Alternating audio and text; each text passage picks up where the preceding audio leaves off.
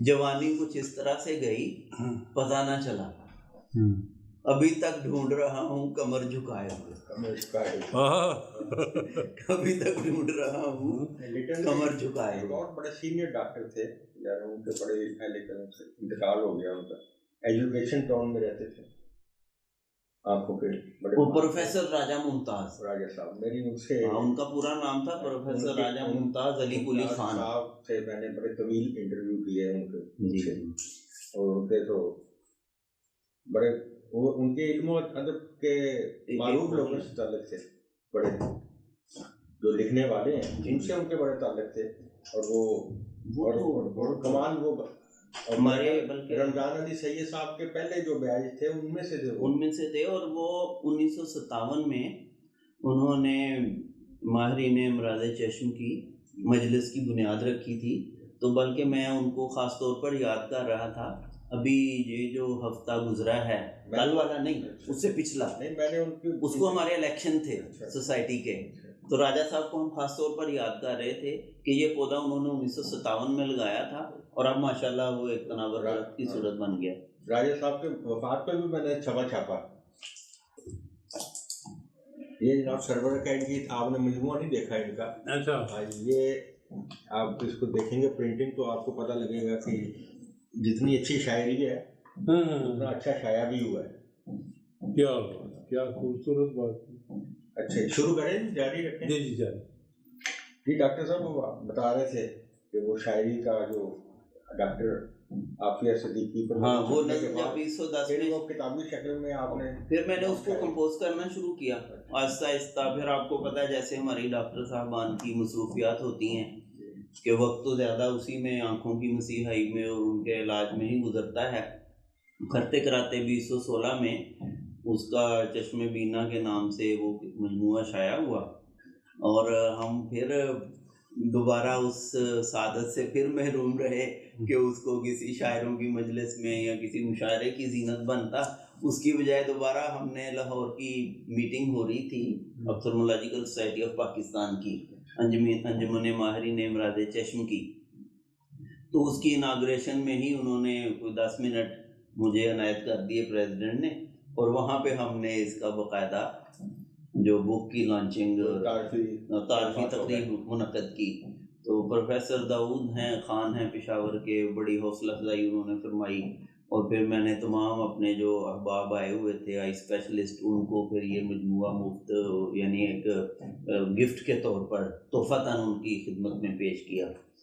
तो अल्लाह का शुक्र है कि उसके बाद फिर एक और इंकरेजमेंट हुई, आपने भी उसका तबसरा शाया किया, जंग मैगज़ीन में भी शाया हुआ, तो उससे फिर एक मज़ीद पहचान अता हुई। और अब अल्हम्दुलिल्लाह मैं एक और शेरी मजमूए पे काम कर रहा हूँ जिसका नाम हमने दिले बीना तजवीज़ किया हुआ है।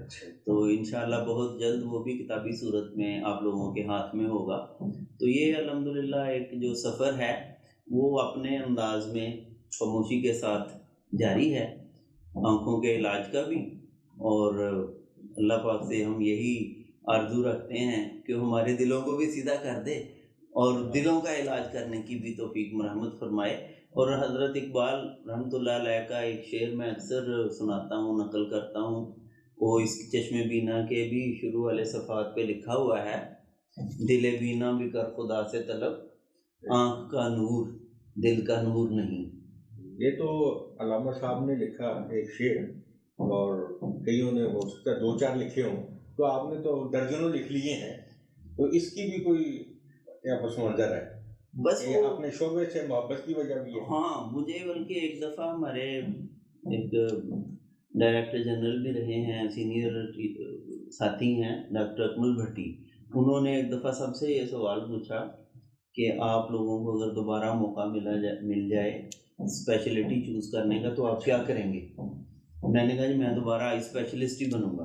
तो कहने लगे कि ये बहुत बड़ा खराजे तहसीन है आपका अपनी स्पेशलिटी को कि आप दोबारा आई स्पेशलिस्ट बनने को ही तरजीह दे रहे हैं। तो इसमें तो कोई शक नहीं है कि अल्हम्दुलिल्लाह एक जज्बे मोहब्बत के साथ मैं आँखों के इमराज और आँखों के बारे में जो मालूमात हैं उनको अदबी रंग में ढालकर आम आदमी तक पहुँचाना, ये भी मेरा एक ख़ास शौक़ है। اور مجھے بلکہ ایک دفعہ ہم نے مقالہ میں نے پڑھا ایک چشم خشک پہ، اس کو ہم کہتے ہیں ڈرائی آئیز. ڈرائی آئیز آج کل کمپیوٹر کا زمانہ ہے، اسکرین کا دور ہے، تو ڈرائی آئیز بہت بڑا ایشو ہے. تو میں نے بوربن میں ایک انٹرنیشنل بین الاقوامی کانفرنس تھی، اس میں میں نے خشک آنکھوں کے موضوع پر مقالہ پڑھا، تو اس میں ایک نظم تھی چشم خشک، وہ بھی شامل تھی. تو اس کے جب میں نے وہ اشعار اس کے درمیان میں سنائے کہ ہم نے دیکھی ہیں وہ ویران وہ صحراسی آنکھیں، اشک تر کو ترستی ہوئی پیاسی آنکھیں، سرخ اتنی کہ لہو جیسے ٹپک جائے گا، نور سے ڈرتی ہوئی کرنوں سے الجھتی آنکھیں. تو وہ پروفیسر داؤد خان صاحب جو ہیں وہ انہوں نے باقاعدہ کھڑے ہو کر اس کی تعریف کی، اور انہوں نے مجھے کہا کہ مظہری میں آپ کو یہ کہتا ہوں کہ آنکھوں کے ہر موضوع پر آپ کے اشعار ہونے چاہیے.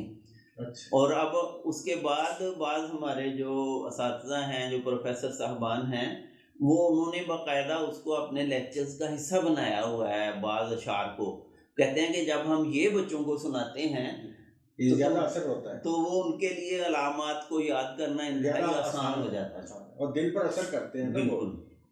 اسی طرح ایک ہمارے جو عام مسئلہ پیدا ہوتا ہے کہ 40 سال کی عمر میں آپ نزدیک نہیں دیکھ پاتے، تو یہ ایک نارمل اللہ کی طرف سے ایک طبعی امر ہے جو عمر کے ساتھ ظہور پذیر ہوتا ہے کہ 40 سال کے آس پاس آپ کو نزدیک کی اینک کی ضرورت پڑتی ہے. تو اس پہ میں نے ایک شعر لکھا تھا، دور اندیش جب سے ہو گیا ہوں قریب سے کچھ نہیں دکھتا.